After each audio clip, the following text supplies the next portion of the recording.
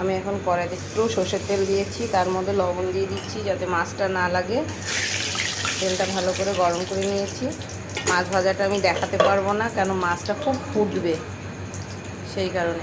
অনেক কষ্ট করে আমি বোয়াল মাছ ভেজেছি, ফুটে ফুটে গা হাত পা ফুটে যাচ্ছিলো, তাই আমি আপনাকে দেখাতে পারছিলাম না। তাই এই যে ভাজা হয়ে গেছে, এখন দেখাচ্ছি।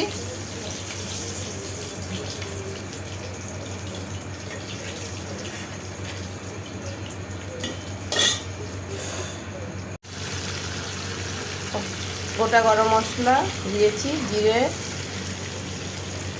গোটা গরম মশলা, তেজপাতা, জিরে, এলাচ, আর দিয়ে দিলাম আমি পেস্ট, টমেটো আদা যে পেস্টটা করে রেখেছিলাম ওই পেস্টটা।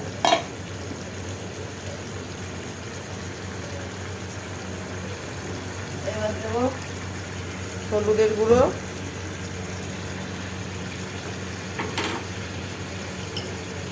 লঙ্কার গুঁড়ো। এবার এটাকে ভালো করে কষিয়ে তারপরে রান্না করব। আর মশলাটা কষানো হয়ে গেছে, এই দেখুন কড়াই থেকে তেল ছেড়ে দিয়েছে। এবার আমি গরম জলটা দিচ্ছি।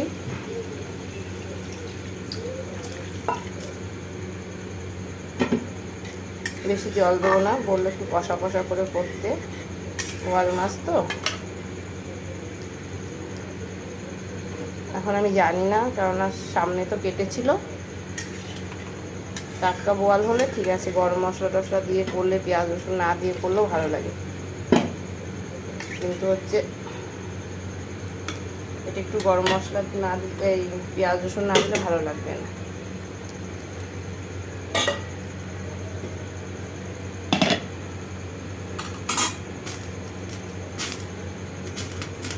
ঝোলটা একটু আসুক। ঝোলটা ফুটে উঠেছে, এবার আমি মাছগুলো ছেড়ে দেবো একটা একটা পিস করে। তিনজন মানুষ তো, ওই জন্য একটু তিনজন মানুষ অল্প একটু নিয়ে এসেছি। এবার আমি গরম মশলা দিয়ে নামিয়ে দিচ্ছি। দেখুন কি সুন্দর মাছের ঝোলটা হয়েছে। আমি নিজে নিজেই রান্না করি, নিজে নিজেই ভিডিও করি, সব নিজে নিজেই করি। সবাই বকাবকি করে, তবুও শুনি। যেদিন নিজে সফল হতে পারবো সেদিন আর কেউ বকবে না। হয়ে গেল আমার মাছের ঝোল, হচ্ছে বোয়াল মাছের।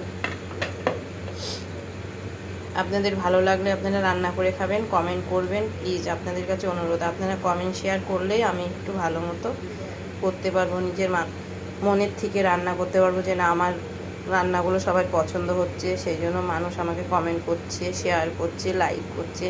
আপনাদের কাছে প্লিজ অনুরোধ, আপনারা লাইক শেয়ার কমেন্ট অবশ্যই করবেন আমাকে, যাতে আমি আনন্দ সহকারে রান্না করতে পারি।